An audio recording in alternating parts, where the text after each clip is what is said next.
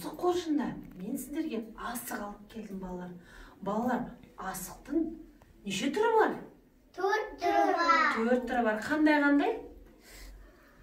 Бүк, шүрі, тәйірі, ағыр. Өте дұрыс, балалар.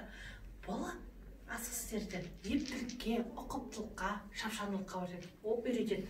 Енді балалар, мен сіздермен бірге хан талапай ойын ойнаған. Бұл асықтың ішінде ерекше асық бар. Бұл асығы хан асығы деп аталады. Егер бұл хан асығы кімге түссе, сол ойынды бірінші бастайды. Алапай, ойын басталды. Хан талапай.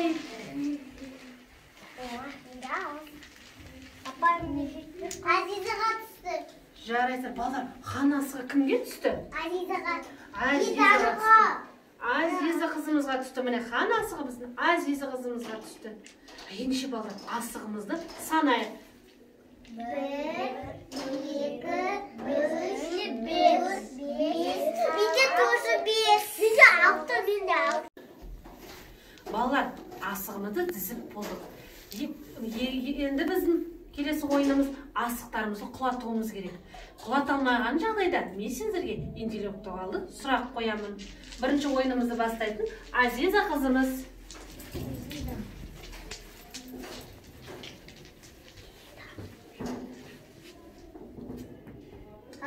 Азиза қызымыз бірінші мүмкіндіктен айырылып қалды. Енді бұл қызға екінші мүмкіндік береміз. Азиза, мен мақалды жалғастыр. Асық ойнаған озар, доп ойнаған Тозар. Өте дұрыс. Мен саған екінші мүмкіндік беремін. Жарайсың, Азиза. Асығымызды құлаттың. Келесі біздің қызымыз Адия қызымыз атады. Адия қызымызға бірінші мүмкіндігін, екінші мүмкіндік береміз. Адия қызым, 22 наурыз қандай мереке?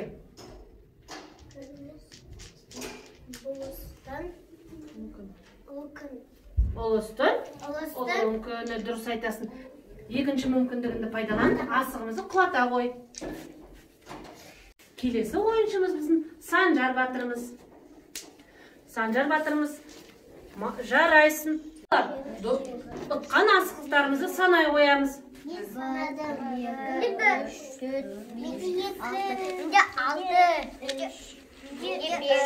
2, 3 тоже. Ең көп асық біздің Дана қызымызда да. Келесі біздің ойыншымыз Дана қызымыз. Дана, жарайсың. Бір асықпен 2 асық құлатты. Өте керемет, жарайсың. Біздің жеңімпазымызды анықтайтын уақыт келді. Кәнеке балалар, бәрімізде ең көп асық кімде екен? Менде.